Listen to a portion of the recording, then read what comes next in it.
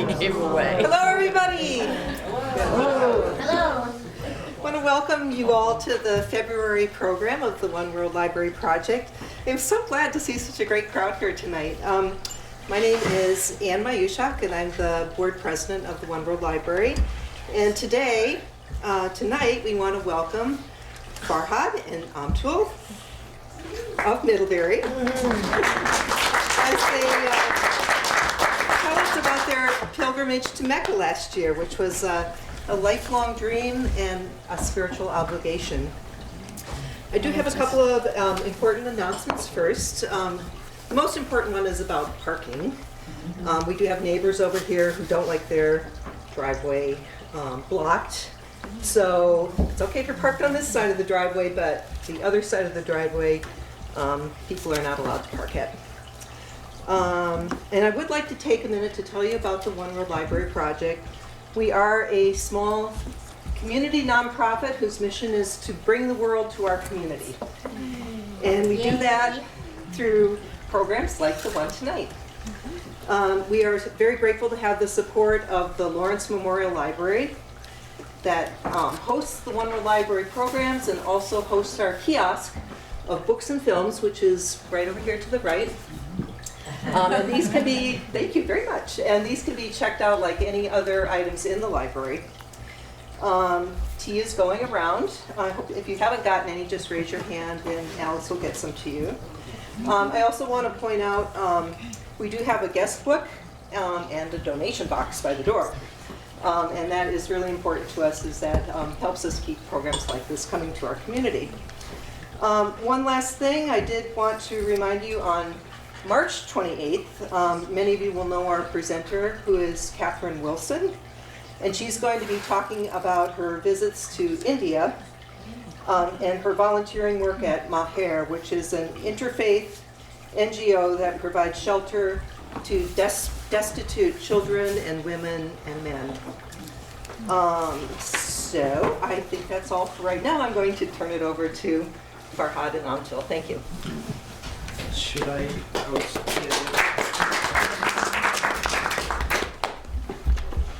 Hello everyone. Hello. Hi. Thank you so much, first of all, for giving us a chance to come in your community, opening your doors for us. It means a lot. Although I live in Middlebury, but I think I know almost everybody that came here today. So that means a lot to us. So thank you for that. My name is Farhad Khan, and this is my wonderful wife, Amtul. And I have 3 kids. A boy who is a typical teenager, 15-year-old, he didn't want to come today. So, his excuse is a lot of homework. Yeah. And I have 2 girls, my 12-year-old Subia and my 10-year-old Mariam. That's my family. So I want to give a little bit of introduction about my family first. Then I'll go through a little bit of a slide on Islam. Then we'll go on to the Hajj. So originally I come from India. There's a place called Hyderabad. It's a huge city in India. That's where. Can you talk louder? Sure. So I come from a city called Hyderabad in India, which is a big city. And she happens to be from Hyderabad also, but we didn't know each other at that time. So I came in 1991 to the United States, and she came in 1998.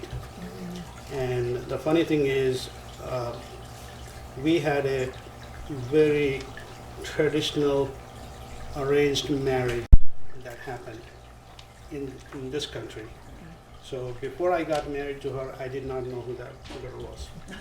So typically arranged marriages work like my oldest brother, he acts like my parents because my parents are not alive. So he approached her father and asked for acquaintance. You know, I have an eligible bachelor in my house, and I know you have a daughter, and what do you think? And it works like that. Or her father will approach my brother, something. So then my brother came to me and said, "Hey, what do you think of that girl?" I said, "What girl?" And he said, "Oh, that, you know, so-and-so, his daughter." And I said, "Yeah, sure." He's ready. And same thing with her mother asked her, hey, the Amin, his younger brother, and they're looking for a match for him. What do you think? And she said, sure, why not? So literally, that's how our matchmaking happened. And before we got married, about a week before, my sister-in-law, my brother's wife, she literally forced us into a room and said, talk. She said, you don't even know that girl, you're going to get married and you need to talk. And she locked the door from outside and we went in and she's sitting on a bed and I'm sitting on a chair and we just sat, looked at each other for a little bit. Then I asked her, do you have any questions for me? And she said, no. And then she said, do you have any questions for me? I said, no. And then that was it. That's all our meeting. Then I started panicking and I started knocking on the door, let me out, let me out. So that's a short story about how we met. But that was almost 17 years ago. And we still, God has blessed us. We fall in love with each other every day that's coming in front of us. So we get to know each other more. So I think we're blessed in that sense.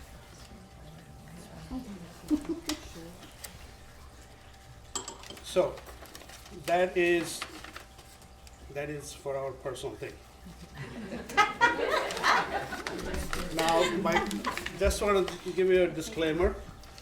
We are not Islamic scholars, so whatever I'm going to present is going to be a personal journey that we took.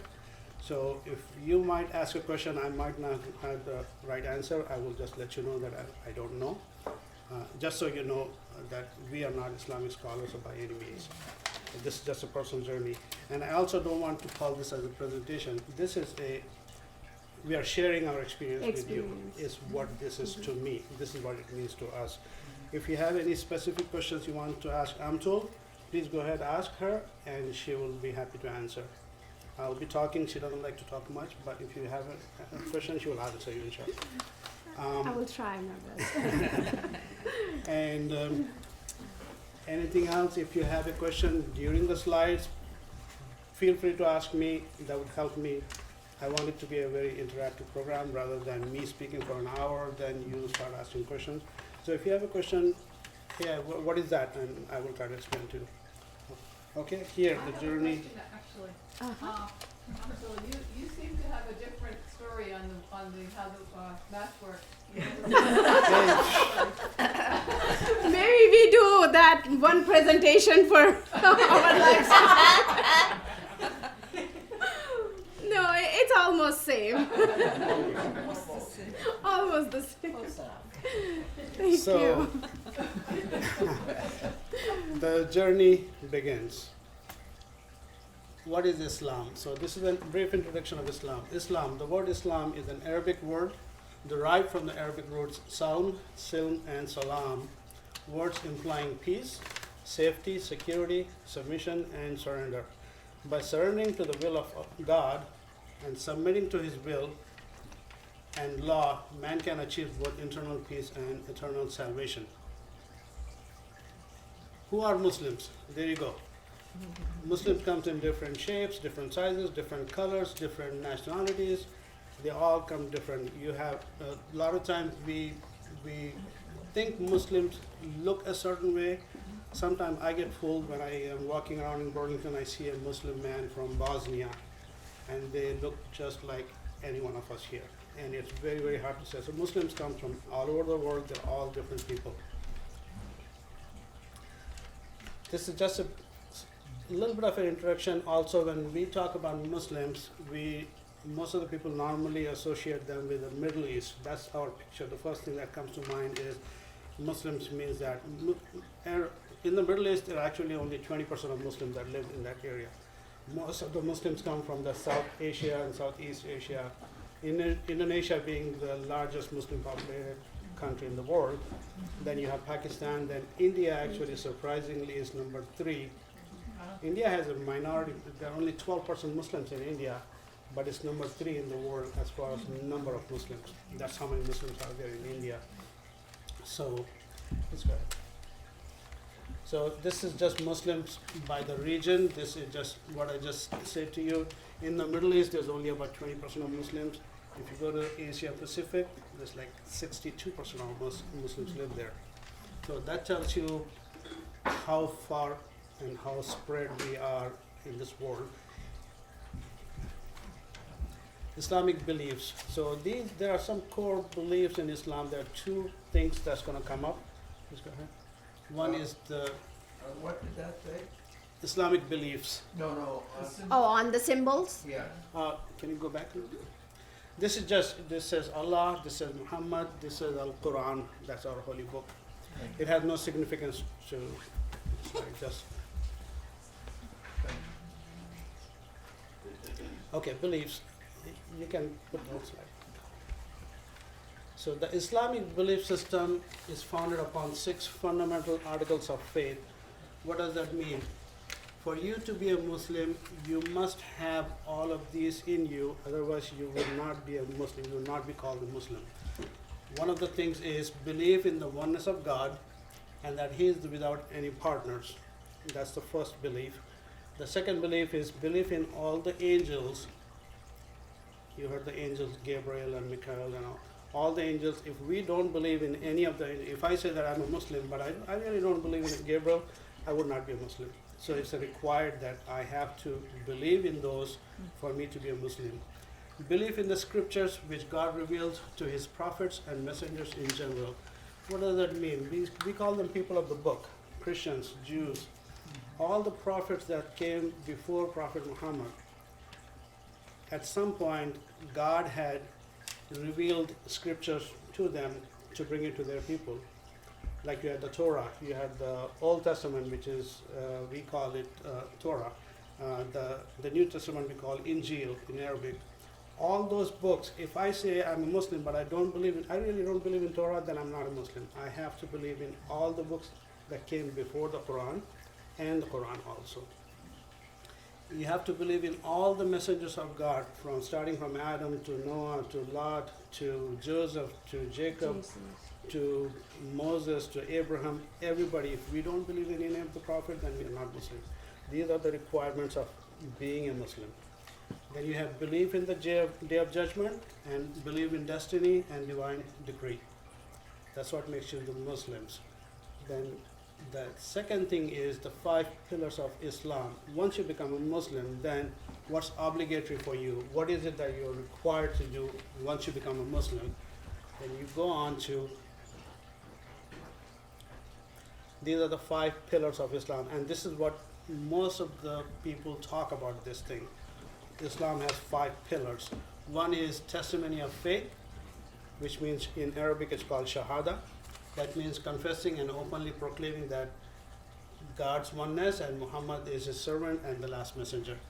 The second one is the ritual prayers. Muslims pray 5 times a day. The first one is before dawn, the second one is exactly at noon, the third one is in the afternoon, the fourth is at the sunset, and the fifth one is the nighttime prayer.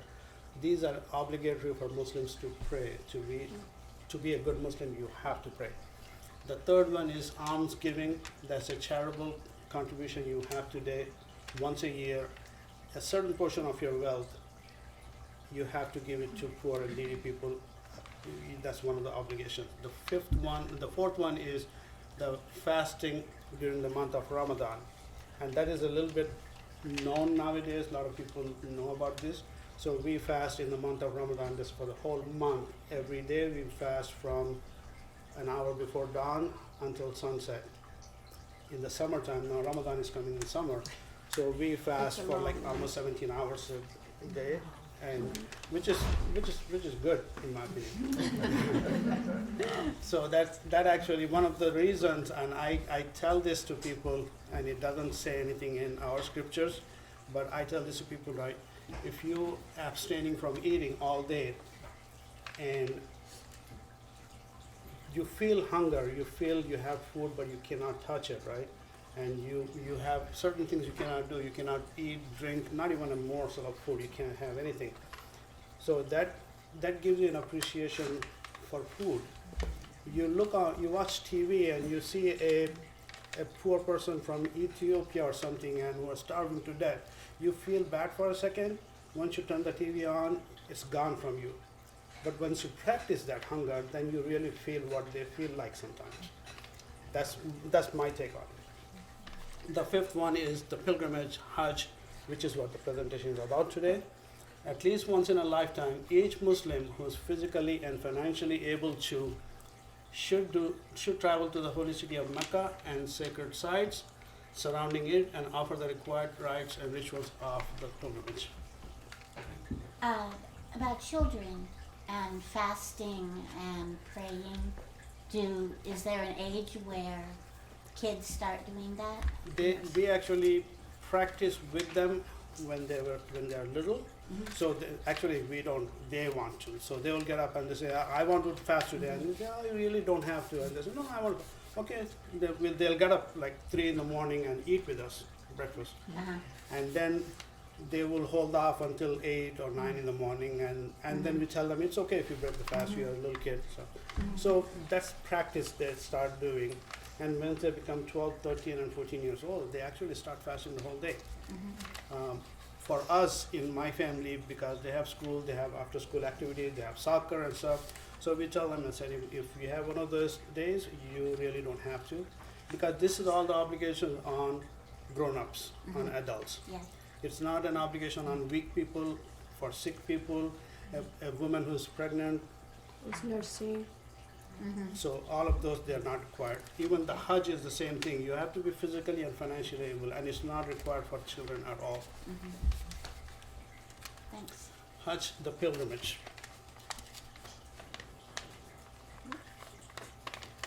So many of you have seen this picture of Kaaba. This is the cube. That's in Mecca. This is actually, for reference, this is where Muslims turn to pray, no matter where you are in the world. So right now we are in the United States, we face east, northeast, towards the Kaaba. But if you're from India, though, you're facing the other way because you're facing Kaaba from that side. That's what it is. So it's a large cube-shaped building covered with a large black cloth with gold Arabic calligraphy. It was built by the first prophet Adam, peace be upon him. It was rebuilt because it had been destroyed a few times due to floods and natural calamities or whatnot. Then it was rebuilt by Prophet Abraham. We call him Ibrahim in Arabic. That's Abraham, and his son Ishmael. It is the first house built on earth to worship Allah and has been made larger over the years. During Hajj, Muslims from all over the world gather together in Mecca. I have a question. Is it when it said house? I thought, oh, can you go in? Do people go inside? Is it No, okay? we don't. Is it sealed? It has door. There's a door, and the king of Saudi Arabia, I don't know how that works technically for them, but he's the only one, and the grand imam of that Kaaba, he goes and they go once a year to clean inside and all those, but there's nothing in it. It's just a cube. It's an empty cube. Isn't there a meteorite in there that everybody kisses? Yes, that's coming up. Oh, it's not in the Kaaba? It's in the Kaaba. It will come up in the Yeah. slide. Just 1 second. Yeah. So, the second most important moment celebrated by Hajj is the occasion when the loyalty of Abraham was put to test.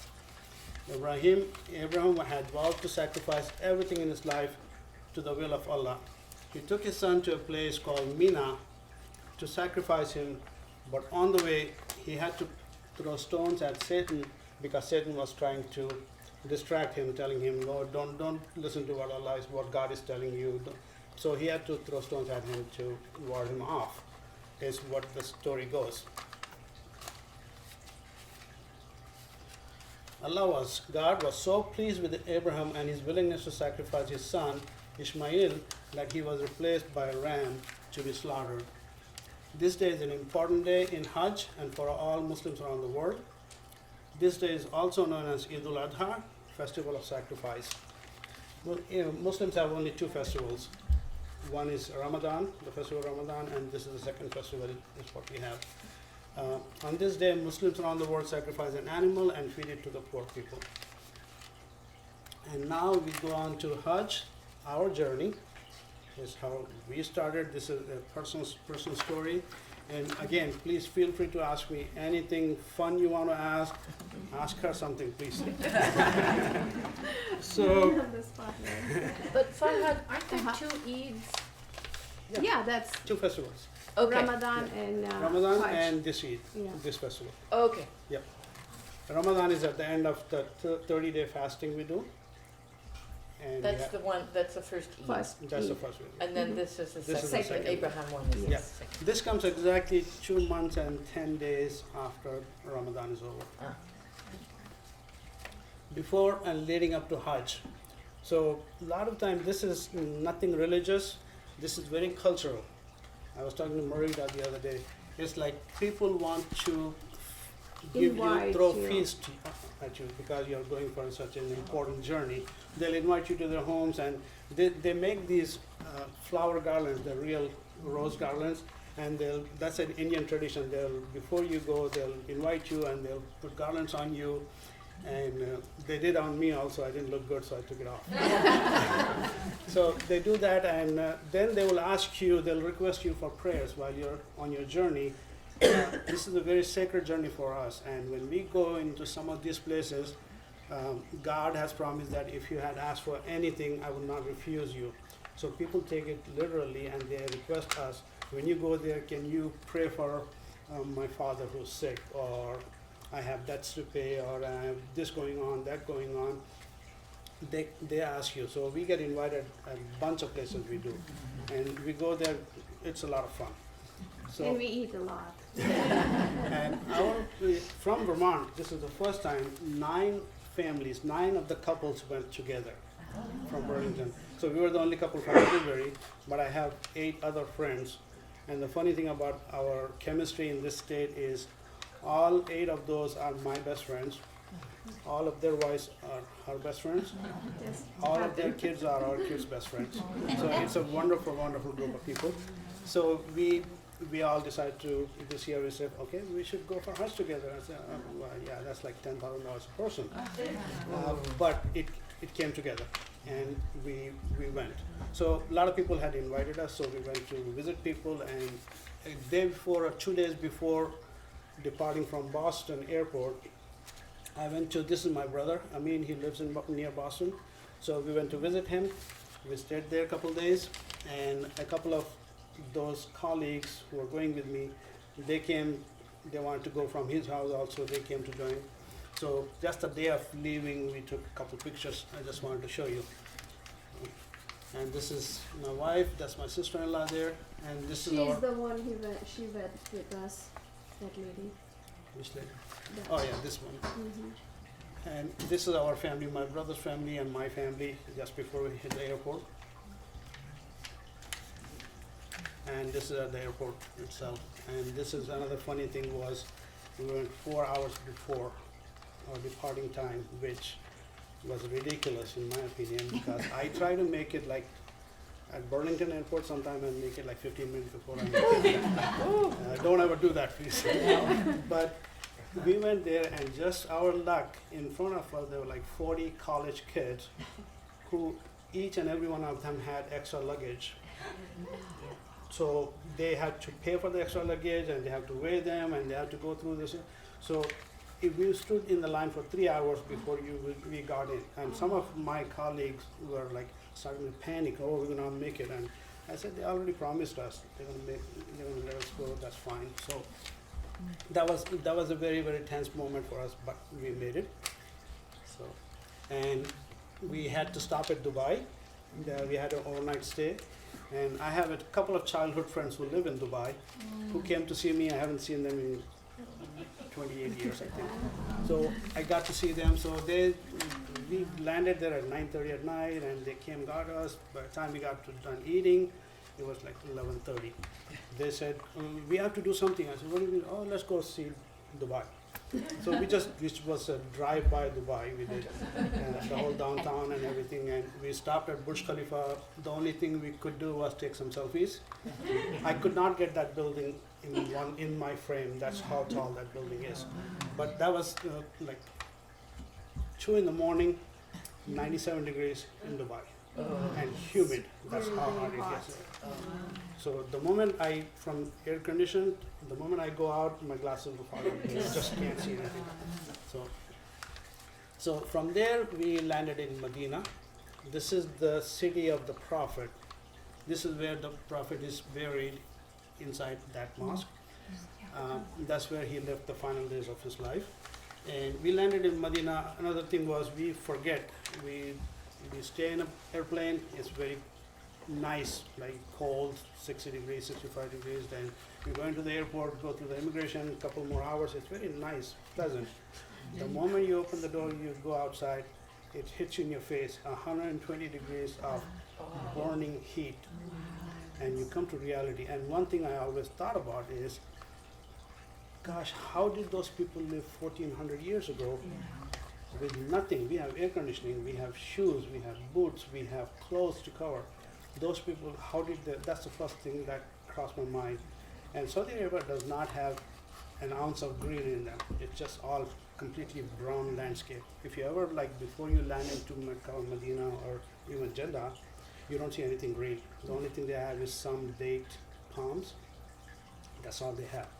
So that was the experience. So we got out of the place and then we went to the hotel, then we went to the mosque.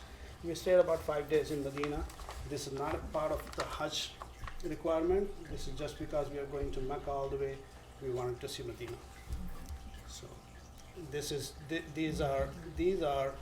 outside, the courtyard of the mosque itself. This is something very cool. All these things that you see, these are actually humongous umbrellas. If you go to the slide before for a second. So these umbrellas, they exactly at dawn, when the first light of dawn, automatically they start opening. It'll take about 5 minutes, and they start opening like a flower petal. And each umbrella is bigger than this whole library. It covered, and there are like hundreds and hundreds of umbrellas in the courtyard surrounding the mosque, because you cannot step on this barefoot. You will get blisters. That's how hot it gets. So these umbrellas were so cool. I actually had I took a video, but it took like 15 minutes by the time that umbrella opened all the way. So this was very cool. Then this is the inside of that mosque of the Prophet. All the mosques that I went to, they actually look like palaces to me. Inside they are so beautiful, like chandeliers all over the place, lights, and the calligraphy of Arabic calligraphy they do on the walls and stuff with gold and whatnot. It's an amazing, and they have, from what I heard, they have generators that will as a backup for the electricity, and they have a generator to back up that backup. So they have like 3 backups for each power system. So if the power goes out, there's one generator. If that goes out, so they never lose power. Essentially, that's what it is. Go ahead. So, when you're visiting the mosque, Yes. could women visit the mosque? Oh, Oh, yeah. yeah, we did. So Yeah. there's not a gender No, difference? No. but we have separate entrance for women's and men's. Okay. Mm. This is Hajj in a nutshell. And this is just a diagram I'm going to explain to you. Then when we go through the pictures, you'll see what I'm talking about. So this is where it's called Mikhat. Mikhat is the place where you make the intention to do Hajj. There are 5 different points around Mecca where you can start your Hajj, depending on which side you're coming from. So we came from Medina. So Medina actually is a Mikhat place where you have to make the intention and put that, there are 2 pieces of white garment, they're called ihram. You put that on, then you start your journey towards Mecca. That's a Mikhat. From Mecca, when you go to Mecca, you go to Kaaba first and you do circling the Kaaba for 7 rounds. Then after that, you drink a sip of Zamzam water. I'll go about it in a few minutes. Then from there, we go to the place called Sa'i. I don't know if you heard the story about Abraham's second wife, Hagar. We call her Hajira. She was left in the desert with Ishmael all by herself, and she goes in search of water, and she's running between the two mounts, Mount Safa and Marwa, searching for water. Meanwhile, Ishmael is laying there, and after doing the 7 turns, she comes back and she notices him kicking in the sand, and there's a spring that sprouts up. That water, we call it Zamzam, and we call it a very blessed water. So we drink a sip of Zamzam, then we go to that Safa Marwa, we do that, and then we go and have our hair either trimmed or shaved, either way you can do it. That's the beginning of Hajj for you. From there, you go to Mina. Mina is a camp city. It's all just tents everywhere. There's 100,000 tents, and each tent will hold about 100 people. That's all. So but Hajj is visited by almost 3 million people a year. So that's a lot of people. So Excuse me? yeah, As you circle the Kaaba, Yeah. special prayers you say? we just do prayers. There is no set. We can ask anything we want to the Lord.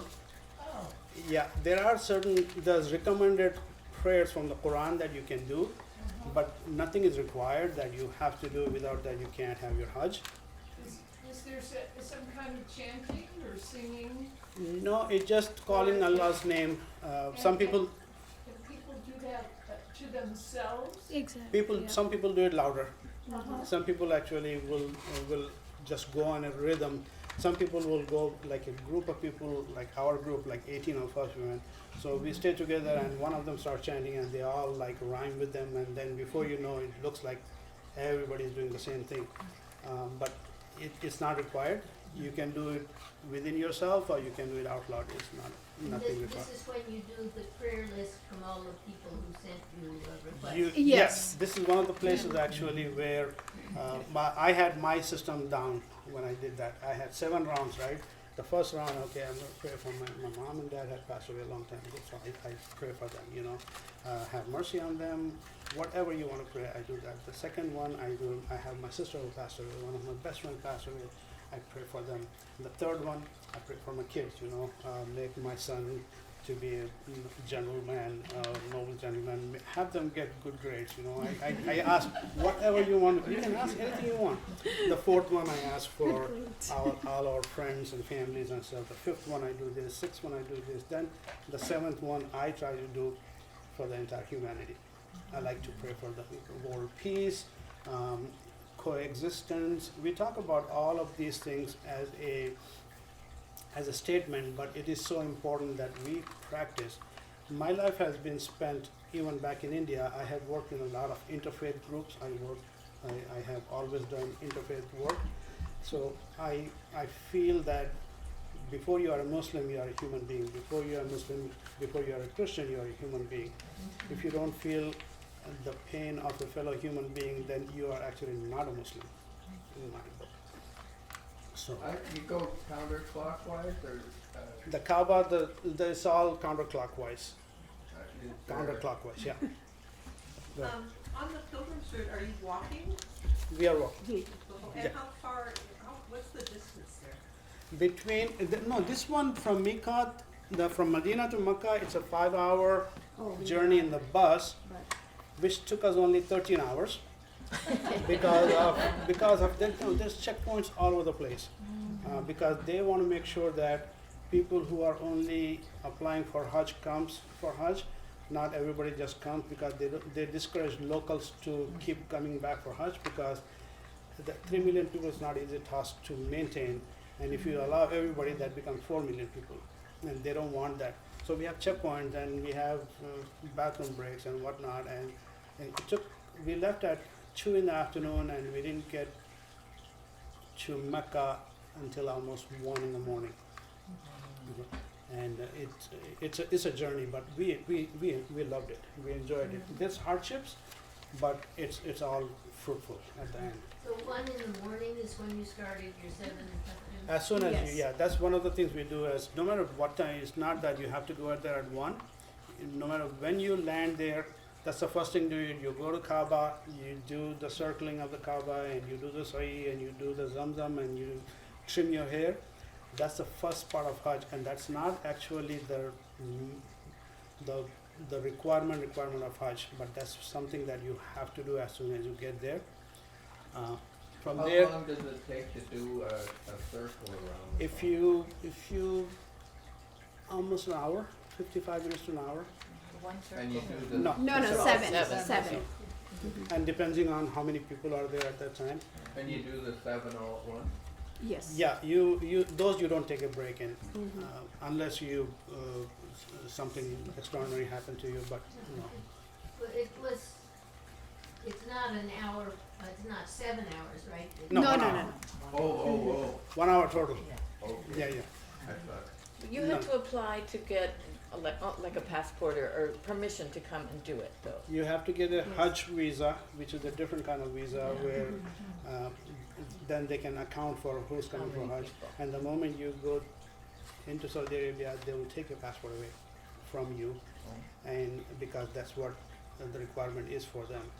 They want to keep tabs on you. So where we went, we had to give our passport to the hotel front desk, and from the hotel front desk, it went to the Saudi External Affairs Ministry. They keep the passport, and when we are leaving Saudi Arabia, we get the passport back just before we leave. I don't know how that works, but it's a good system. They don't mess up anybody, and I've never seen anybody complaining that, oh, they lost my passport or anything, you know. So Do both men and women do this, these rituals? everybody Yes. does it together. So, because I know some of them, like the men wear certain clothing and have their head Shaved. here. So are there other things that just the men do, or is there everything else the same for either gender? Everything is the same. Like I said, this is we are going to that where I tie my clothes and what I'm required to do, what she is required to do. That will come up. I just wanted to give you a little diagram on from Mecca we go to Mina. This is a tent camp. From Mina, we stay about 3 days in those tents. From there we go take a trip to the plain of Arafat is called. We go there, and from there we go to a place called Muzdalifah, and we spend the night in open air. It's just nothing but a blank pavement. We spend the night there, and then we get up from there and go back to Mina. And on that day we go to Jamarat, where I told you about when Abraham was stoning the certain. As a ritual, we just mimic that, and after you've done that, we are done with Hajj, essentially. So then, this is where. So Hajj at a glance, right? So this is me and one of my friends. So just before we were leaving from Medina to Mecca, we showered, we put perfume on and whatnot, and then these are 2 pieces of garments. It's just plain, looks like a sheet, bed sheet. 2 pieces of garment. One we tied on the waist, and one we just wrap it around ourselves. That's the only 2 pieces of clothing, and these are required to be stitchless. There's no stitch on them. Even the slippers we are wearing, there should be no stitches on it. That's how we do. So we get ready, and this is on the first day of Hajj is the 8th of the lunar month, Zul Hajj it's called. That's the 8th of that. We put on the ihram, that's the clothes, and then we declare our intention that within our heart we tell ourselves, okay, I'm going for Hajj now, and this is where you are actually in Hajj now. Then we go to Mecca, and as soon as we land in Mecca, this is where we go. This is Kaaba. 7 times. So we start at one corner where you talked about the black stone. That's where we start from. That corner is actually engraved in one corner. That's going to come up. We start from there and we just go around. If you are closer to Kaaba, your circles are smaller. If you are this far, your circles are much longer. Takes much longer. But this is easier, not too many people. But then they have made a 2nd story, 3rd story, 4th story because they just cannot accommodate people anymore. So people do. The top one actually, a lot of people use wheelchairs. So if you're a handicap, so you really can't survive in this, and they won't even allow handicap chairs. So they will use the top one or the 2nd, 3rd one. Where were you? I did many times these circles. I did once for the sake of Hajj, Then I just did, you can actually do regular tawaf, the circling of it, at any time you want, but you have to do 7. So I did a few of them here, and I did once or twice on this floor. I don't think I did on the top. And it's 120 degrees there? It's, no, inside, this is actually open, it's an open air thing, but you don't feel that they have a cooling system under the floors. They have, I really don't know how to say, it's a geothermal thing, but it keeps the floors always cool on here. You get some sun, some people like to have umbrellas, but umbrellas don't survive in that crowd. This is where that black stone is. It's encased in a frame in a corner of Kaaba. That's actually an indicator for us to, this is where we start our tawaf, and you count 1, 2, 3, 4, 5, like that. And it is said that Prophet Abraham was handed that stone by Angel Gabriel because he was 1 brick short of making the Kaaba. When he was building it with Ismail, he was 1 brick short, and he was looking for, he couldn't find any, and it's a saying that Angel Gabriel, he brought the stone and gave it to him too. And the significance is they believe that it came from heaven, that stone. This is just an up close look of Kaaba. You can see the difference in colors and everything, and people, there is no distinction between black, white, African, Indian, man, woman, everybody is there now. And it's just like people think it's, and it's not. People think that it's something very spiritual, that if they touch the Kaaba, they will be blessed. There's no such thing. If you touch it, you touch it. If you don't touch it, it's not a big deal. That's what it is. But people somehow, it's a belief that, once we go there, and this place, you don't see anybody now, right? This actually is during the time of one of our prayers, the 5-time prayers that we do. Otherwise, you cannot even go near it. That's how many people. She literally cried, and she said, I want to go touch that stone. And I'm telling her, I said, please don't make me do it, you will get crushed. My hand, you see like this, I was holding the Kaaba for like 10 minutes, and I could not move. And he said, no, because I want to touch the stone. So he grabbed me. He said, no, I don't want you to get killed. I tried to tell her, but she said, but everybody has that, I came all the way from here, I want to touch the Kaaba, and she wanted to do it, and I said, you are going to get crushed. And before there were so many people There was so many people. not just so many people, there are some people who are, we are small people. There are some people who are huge, and they will come barreling down, and they will just remove you from there, and they'll just go touch it and go. We can't do it. Go ahead. I remember a couple of years ago hearing about a stampede or something. It was in 2015. That was in a different place where you pelt the stones and the Satan pillars. That's where there was a stampede. Actually, something happened. They closed one of the bridges, and everybody panicked, and they started running. And if one person falls down, then it becomes just like 140 something people died at that time. So is there any discussion or reflection on that? Is that's it doesn't seem that is in the spirit of the Hajj. It is not. So to me that's not right. That actually, before we go, they give us some classes in our mosque, and the Imam would tell us what is more important to you, touching the Kaaba or harming a fellow human being. And harming a fellow human being is haram, which is unlawful. Touching the Kaaba is not an obligation at all. It might have some blessing if you touch it, but at what cost? By killing somebody, by harming somebody, but people still.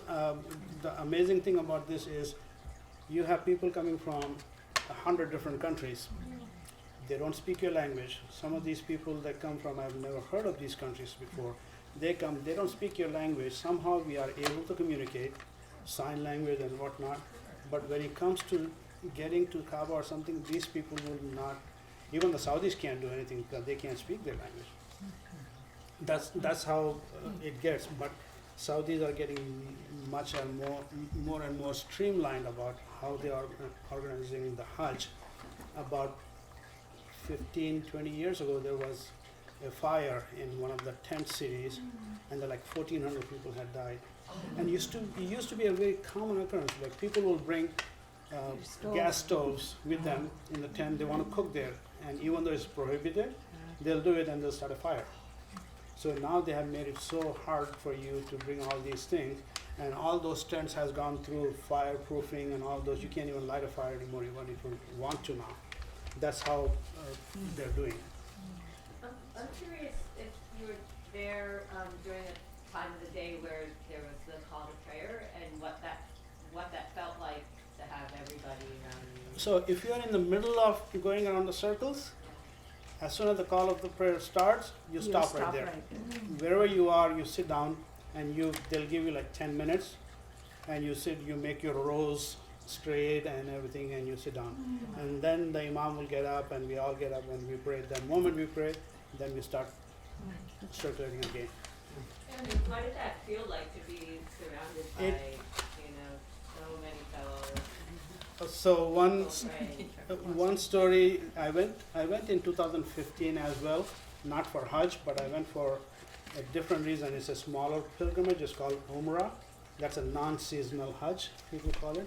So I went in the month of Ramadan actually, and there's not as many people at that time. So I was sitting maybe like, the Kaaba is right here. I was sitting where Merida is there. I was sitting just looking at the Kaaba, and all of a sudden my emotions came over me. I started crying. Like I'm praying and I'm crying and I'm crying. There's this gentleman sitting next to me. He was from Afghanistan, and he spoke some broken Urdu, which is my language.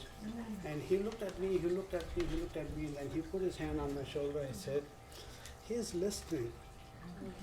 And start bawling again.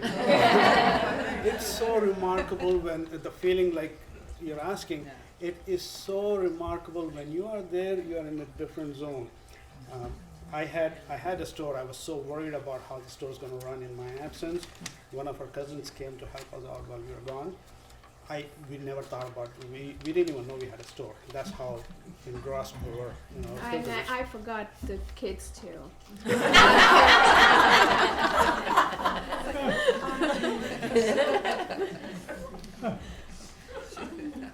Do they Go ahead. put a ceiling on how many people may come? It looks tremendously crowded, and yet it is an obligation, and everyone would want to come.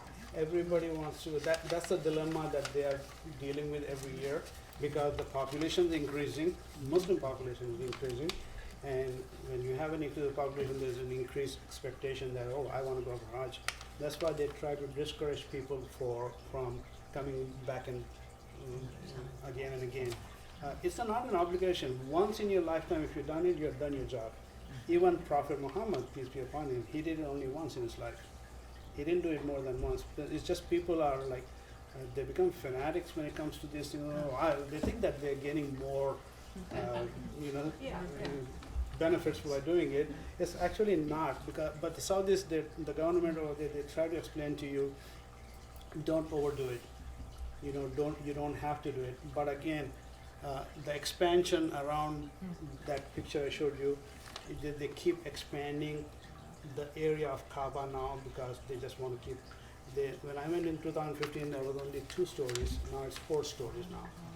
So I don't know how much more they want to do. How do they handle feeding everybody? That's a great question. That will come up in a second. So after we went around the circles, we performed 2 units of prayers. The obligatory prayer we do 5 times a day. Just like that, we do 2 units of prayers. Then we drink water from the Zamzam, and then we walk between the 2 mounts. They are now all enclosed. The 2 mounts are enclosed. It's all air conditioned now. At one point, they used to be like like a very arid desert. Now it's all air conditioned, and that has 2 stories also, Yes. right? And on the second level, they actually have motorized wheelchairs where people can sit in there and they don't even have to walk. They can go back and forth in there. That's So- for older people. So we walk between the mount 7 times. Then after that, we go to, there are like barbers everywhere where you go and have them either trim your head or shave your head. That's what we do. This is, again, when I did the Hajj in a nutshell, this is just the beginning of the Hajj. This is not actually, so. Do women get their heads shaved also? No, No. that's only required for men. Men's. The 2 pieces of cloth are only required for men. The shaving of the head is only required for men. Women wear light colored or white garments, but they don't have to put 2 pieces of clothes, or they don't have to shave anything. Do they shave their beard too, or just the top? No, just the head. Just the head, yeah. This is just before dawn, like 3 or 4 in the morning. Her and I went early in the morning and said we should go and meditate a little bit. So we went and said this is just before the dawn prayers, and it just looks so serene to me. So I took a picture of that. That's all. This is one of the doors outside. This Kaaba has the Grand Mosque is called Masjid Haram. It has like 7 gates like this, and each gate is named after one of either a current king or past king, King Fahad, King Salman, or this. They all have different names on these gates. Again, they look like, when you go into the gate, it look like you're entering a palace. It's like amazing. This one is a very interesting thing. So this that's where the Kaaba is, over there, and people are going around in circles.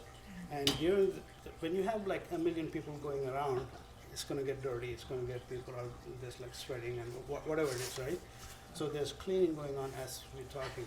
So they have they cordon off an area with ribbons and stuff, and they are walking with you as they are cleaning. They're mopping the floor, and they're walking with you. There's a guy with a garbage bag. This is a supervisor, and these guys and this guy, they have this mops of some sort, and there's mopping, they're drying, they're doing it, and as they're walking, there are people behind, they're continuing their circulate. That was amazing. And the other thing amazing is a lot of people, you see these colors here, a lot of people do that because they don't want to get lost. So especially women, because men don't wear any caps at all. You notice that. So women, so they want to stay together, so they get color coordinated scarves that they can wear, so just they don't want to get lost. But because if you get lost, then there's no way of finding them. Did you do that with your friends? Yeah. Yes. Yep.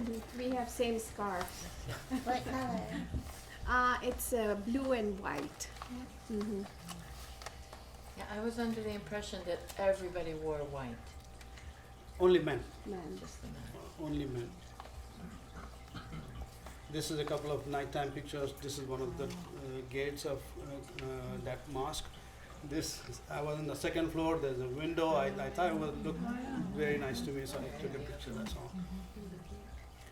From This is the scarf. Mm-hmm. okay, the second day, what we do actually is we go to, there's a place called Mount Arafat over there, and there's a plain of Arafat. This is the mount, and there's a boundary of like a couple of square miles. That's one. This is one of the places where the Prophet, he gave his farewell sermon before he died. This is the last place he did his sermon to the Muslims around the world.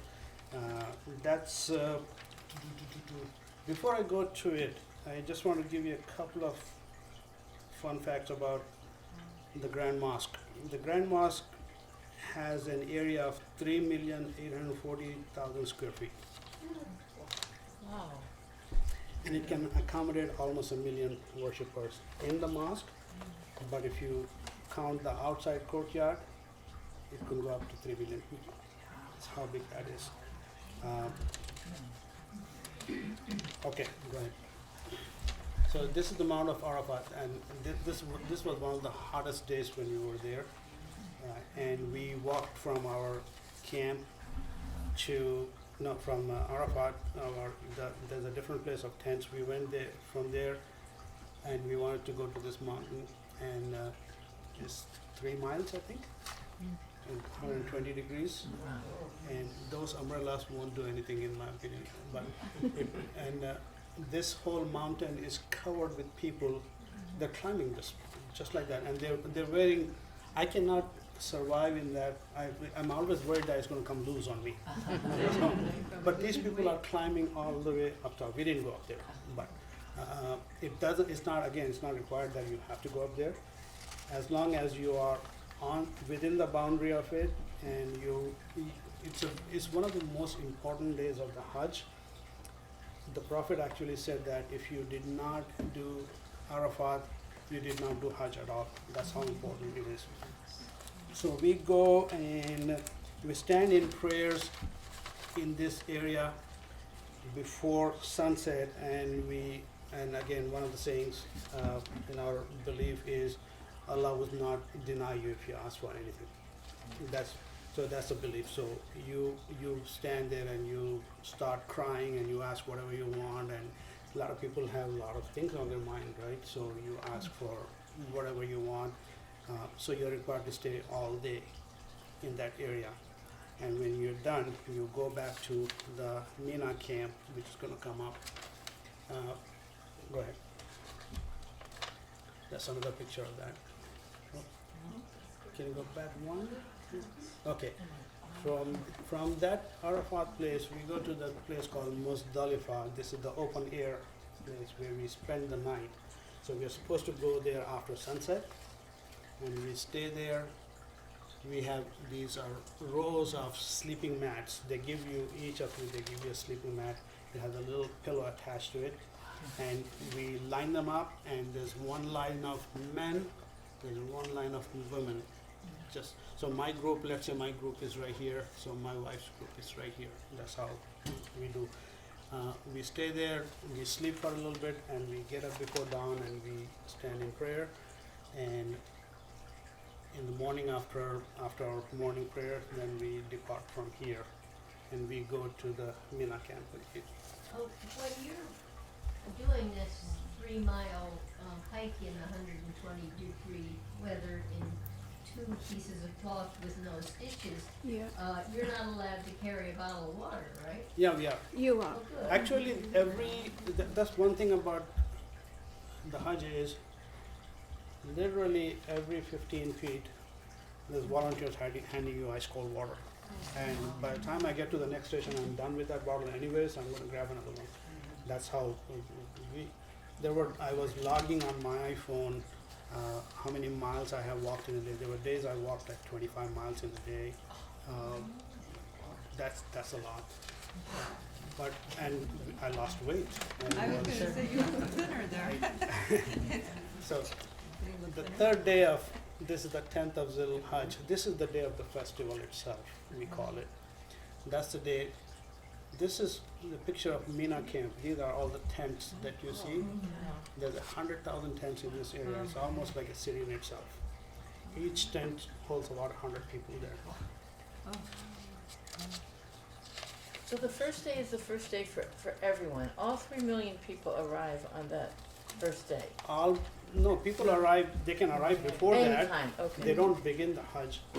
I can come 2 days before. I see. I can do my tawaf and I can rest. I can go shopping, or I can just do a prayer stuff. But then the hike to Arafat, everybody is doing it on that day. The day of Arafat, all 3 million people are there. The Muzdalifah, the nighttime thing, Yeah. all 3 million people are there. Another funny thing about this is these are all like 3-4 miles apart, all these different locations. All 3 million people move from Muzdalifah the nighttime. We leave right after our morning prayer, and within an hour, the whole 3 million is in the next spot. The roads are littered with people, like it's like unbelievable, and they don't allow any cars, taxis, nothing. Only they have buses we have our chartered bus. Our travel agency provided us with that, so we will ride in that one. But we did walk some of those because the buses, they already told us that if you go on a bus, you're going to sit in the traffic for 3 hours, so we will just walk. And will you address like eating and say going to the bathroom? Yeah. See, everyone was There's actually Thinking about the logistics, you don't have to give me details, but I'm just wondering how. I don't remember using the bathroom much at all there. Yeah, there was nothing. Because I was so you're dehydrated. All evaporated. In 2015, when I went, that was in the month of July, and that's the hottest month there. And I look at the Mecca Tower, they had a temperature thing there. And every afternoon I see it says 50 degrees Celsius every day in the afternoon. And I will go in the afternoon prayer. This is at noon. I'll do my ablution, which is like cleaning myself, and then I go and sit inside and I pray. I drink water, then I pray. I will stay there until almost midnight without the need to go to the bathroom or anything. Then when I come back to the hotel at night, then I go to the bathroom. So, but there are bathrooms all over the place too. But There is food too. Yeah. So within the tent, yes. within that system, there's running water? Yes. For They have running water, they have so that you bathrooms, can drink yes. water, Oh yeah. and then places to go to the bathroom, and food is cooked for you? Exactly. Yes. Food comes in packets they order the foods. That's an agreement between the travel agency and the Saudi government. Each tent is provided with these are boxed foods. It almost looks like a Kentucky KFC chicken boxes, the takeout boxes. So they will bring those, and let's say we have 100 people in the tent, they'll give you like 150 of those boxes. And there's a nice amount of quantity in there. And with that, they'll have a juice box, and they'll have some soda, or they have water. You can pick what you want. Plus, afterward, they have either ice cream or some sort of a dessert that they give you. Coming to just so I want to address that food part. No. I mentioned that Saudi Arabia does not grow any food at all, hardly. But food is so cheap. I could not believe. And this is not what I'm not talking about. They are giving us food, and we go to the mall and we want to eat something. $1 equals almost 4 Saudi riyals. So for 10 riyals, I can get enough food that both of us will eat and we will have leftovers. That's about less than $3. I don't know how they do it. And these are commercial businesses who are selling. And they have KFC, they have McDonald's and stuff. Everything is so affordable somehow. That's what surprised me. So this is the place where, so when we first went to Kaaba, we did all the circles and stuff. Then we went to Mina camp. From the Mina camp, we went to Arafat. From Arafat, we went to Muzdalifah. We spent the night there. From Muzdalifah, we went back to the camp. So remember all these things we are doing. When we stay for 3 days in the camp, we have to go back to the camp. That's where we're going to stay for 3 whole days. From the camp, then we go, these are the pelting of the stones. These are called the 3 different Satans, the little one, medium one, and the large one. So when we are at the night time at the Muzdalifah, we collect 49 stones and we keep it with us. These are little tiny pebbles the size of a bean or something. We just collect them and we have them in a little sandwich bag and we have them with us. So when we go there, it's just a symbolic thing. We just mimic what Abraham did. We throw stones at those pillars, and as soon as we are done with Hajj. We just go out, and this time we really get our heads shaved.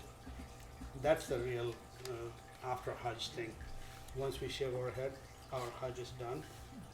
And there's a saying that if you did Hajj with the correct intention, you are as if you are just a newborn without any flaws in you. And you begin a new chapter in your life is what, and that's what one of the symbolic thing is. When you shave your head and everything, is just like a baby that comes out, you know. And women have the same feeling, even Yeah. in headphones. Yeah. Yeah, We so did cut our hair a little bit. they just take an inch of their hair from one side. That's all they're required to do. And when you toss the stones, or throw the stones, is there a special intention or special prayer or something? There is a prayer. It just says it just talks about Allah's greatness, and we just keep chanting that, and we just keep putting the stones at them. We throw 7 stones at each of them at a time. So aren't they running out of stones on the plane where you spend the night with everybody? They actually, this is like a huge ditch there. They And they dig bring it it back. back after the Hajj. I'm sure. This is the outside of the building of what those are in. This is where that stampede, somebody mentioned that 2015. This is there are like humongous bridges, and the bridges will be like 100 people wide, can walk comfortably. That's how wide they are, and there are like 3 of those bridges going, leading up to inside there, and people are coming from all. At that time, one of the bridges, for some reason, they shut it down, and all of a sudden people start panicking. That's how that happened. I have a question about the belief to Satan. How does it manifest itself? Is there an image you have? I mean, apart from the symbol of the pillars? No, that's the thing about Islam is we are devoid of any images. We do not have an image of the Prophet. We don't have an image of Allah. We don't have an image of the Prophet's companions. What the reason behind the scholars give us is they don't want to promote idol worship. Once you start putting a picture, people will think that that's God, and then you see the controversy now in the Christian world. We have this sometimes we have this discussions about was Jesus black or white, right? So in our mind we have a Jesus with a face that look like what we think it is, and there's some other people who think, oh, maybe he was black, maybe he was Middle Eastern, who knows? Somehow in Islam from day one, it's actually if you go to a stricter version of Islam, they actually prohibit taking photographs of people, because I have seen in India where somebody had passed away, and before you know, the picture is on the wall, and they start putting burning an incense next to it, and before you know, they're asking them for help.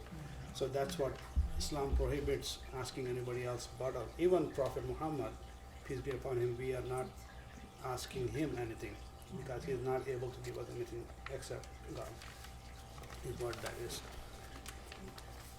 This is another picture of Mina. This was the most amazing experience for me, was Mina. When I looked at those tents, and when even from the airplane, when you go, you see this is like a teeming. They look like tiny dots from the airplane, but that's we got lost. We went to Jamarat. We went for stone pelting. We were supposed to come back at noon. 2.5 hours. We were walking these lanes, and I wanted to give up because we could not ask for directions. One thing the Saudis don't do well, they don't have these volunteers trained to speak English at all. English is a universal language. If they speak English, everybody can understand just a little bit more. I will ask for directions in English or in my language, Urdu or Hindi or Telugu. All they speak is Arabic. They have no clue what to tell me, and all the tents look alike. And in 2.5 hours we got lost. We were walking in the heat, and she had blisters, and she actually had you twisted your ankle, right? Exactly. That day. That was the hardest thing was in there for us. How did you find yourself? we did. I told them, because there was they have little there's an Indian camp. There's this camp. So I saw an Indian camp, and I saw a little office, and they have some medical attendants and stuff. People get dehydrated and stuff, so people sometimes they collapse in there. So I went in there and I started talking the language, and I said, we are from American 10, but I don't know where we are. And he said, we go out there, blah blah. And We were able to find it, but thank God, otherwise we would be lost now. This is one of the funnest things we did. Yeah. So, can anybody tell me how many people are there? 18. There are 12 people in here. 1, 2, 3, 4, 5, 6, 7, 8, 9, 10, 11. There's a head right there, 12. And there's a driver here. So we went to Mecca from our tent city to do our the circling of Kaaba. Then we had to get back, and we are required to get back before sunset. No matter where you go, you have to come back to the tent. And we didn't have time. So we went down the tunnel, and there's like hundreds of cabs. Nobody's willing to take us. They said, I need 2,000 riyals. It's a mile and a half, literally. And I said, I'm not paying 2,000 riyals. So we went hunting for cab. We were running around. We got this poor guy. He was from Kashmir, actually. He had a compact SUV, like a Toyota RAV4. Picture that. We all jammed in there. This guy is sitting in my lap, and he's a big guy. Somebody's sitting in my wife's lap there. That's you, right? No, I'm That's you right there. This guy is sitting on the gearbox with the gear in between his feet. And whenever the driver wants to change the gear, he has to get up. That poor guy, when he came to drop us at the tent city, they closed that road. And he got petrified because the guards were like questioning him, how come you're, he was afraid that they're going to stop him for carrying down so many people. So he dropped up somewhere, and by the time we tried to give him money, so everybody was contributing, right? We had him for like 500 riyals. So I said, okay, I owe 40 riyal, she owe 40. We were like counting. We handed him 200 riyal, and we were still looking. He took off. He didn't even take his 500 riyal.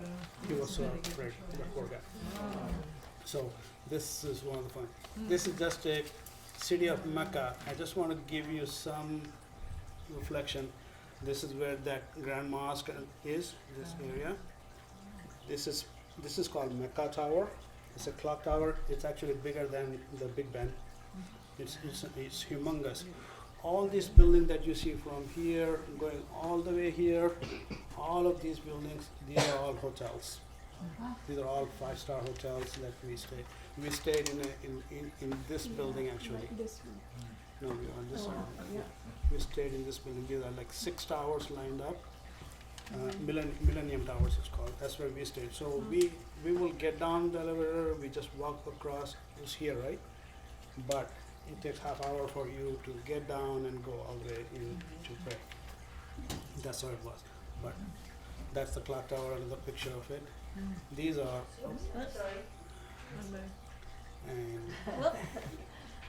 these are this is the mall. See the shopping. Inside that building. Oh, they have huge malls in there. Inside that building, there is this multi-level, like 6-7 levels of mall, with 2 levels dedicated to just the food court. 2 whole levels, and this building is not a joke. It's such a humongous building. You cannot walk around the building without getting tired. That's how the building is. So this is just an inside picture of that. So where does the food come from then? Pardon me? Where does the food and the water? Everything is imported. Okay. Even the water, Saudi doesn't have any fresh water at all. The Saudis. None of those countries, Dubai doesn't have any fresh water. They actually, what they do is when they export oil to different countries, they get water in turn, fresh water. Yeah. And we did shopping. And we ate. This is When you have a wife, you have to go shopping and spend money. That's what we do. All the men agree with me, I know that. So there's amazing malls there, and even shopping. This isn't actually in Medina before we even went to Mecca. In Mecca, you don't get a chance to shop much because the crowd is so much. It's very hard to do. In Medina, it's very relaxing. Again, stuff is cheap there. And when you go to a pilgrimage like this, you always want to bring gifts for everybody in your family, friends and stuff.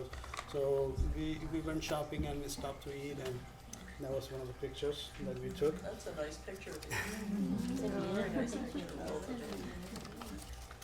And that is my sharing of our experience. So on behalf of our family, the families that accompanied for Hajj, we'd like to say shukran and thank you. Thank you so much. Especially wants to thank Marita, Alice and Anne for being so kind to us, for allowing us to come into your town.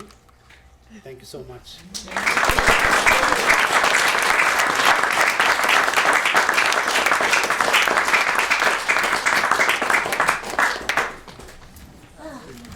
By the way, I have, just for your view pleasure, I have some, these are different sizes of our Holy Quran. These are the ones when we went to there, we bought these for our kids, and they engraved it with our kids' names on them. So you're welcome to take a look. These are just, so they go to Sunday school every Sunday in Colchester. They take these to learn Quran reading. This is a very special Quran for me. It's very, very old. My grandfather used to read from it, my mom's dad, and when he passed away, my dad got it. This is actually a third of what this is the whole Quran. This is only a third section of it. So he had 3 sections of it. So he gave it to my dad. My dad read it all his life. Then when he passed on, I got 1 section, my one brother got another one, I have an older brother, he got 1 section. So this is very, very dear to us that I read from. This is just a pillow that we can put it in here for protection. There are some Islamic books in our lifetime we collected. This is our prayer mat that we use to pray. Again, this is something that is not required for you to pray. When God created this earth, He made the whole earth pure for us. So it's not required that you have to pray on this or the carpet. I can pray on the road. Everything is clean for us, as long as it's actually not. Yeah. So. Urine or any kind of dirt. Yeah, unless it's like there's a defecation of some sort or something. Otherwise, everything is clean for us. But there's a cleansing that you do before you pray. Yes. That's our body But cleansing. so during Hajj, obviously that's not possible to do. Is that because you already have cleansed before you enter into those few days? No, for every prayer, until you break that, so there's a set of rules about when you cleanse yourself. There are two ways you clean yourself. One is when you take a shower, you clean your whole body, so you are a clean person. But there's a different requirement for prayers is you wash your face, your hands, your hair a little bit, and then your 2 feet. That's required for you when you're praying. And there are a set of rules that breaks that. Passing gas, you go into the bathroom will break that. If you have done that, then you have to go redo it again. But again, I never experienced any discomfort that I had to do it. But sometimes you have to go to the bathroom, you just go. Bathroom's over there, it's outside the mosque in the courtyard. There is, it looks like a small structure. You go down and there's escalators that take you. There's 3 levels down, which each level have like hundreds of bathrooms in it. I don't know how they manage this kind of stuff.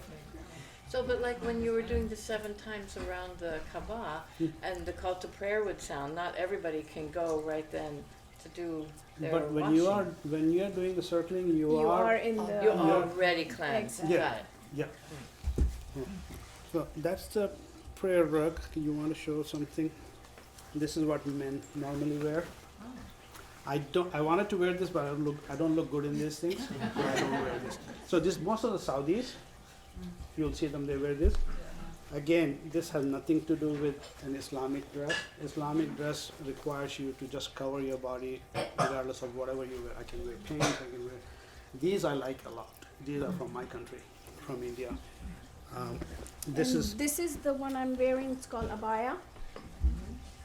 So These are- usually I go to Sunday school or any prayers, I put this on. And this is something that men, they have it around, or they wrap it around their head. The Saudis have a reason for wearing this and this for the coolness. Saudis wear always, you see them wearing only white all the time because it's so intensely hot there, and they use this to cool their heads and stuff. Yeah. So these, anything else you want? But the women wear black No, in Saudi. no. Yeah, a lot of them. I mean, I don't know why. They do, Yeah, they do. but they have colors too, right? They do have colors, but usually I think black. Black. Mhm. That's beautiful. Thank you. If you, where did I say? In Afghanistan, their abayas are different. They are from head to toe, and they wear a lot of white in Afghanistan for some And reason. blue, don't they have a? Blue and Blue. yeah, yeah. I'm not sure. I think most of these are cultural things. These Yeah. colors of stuff. It's nothing is required that you have to wear something like that.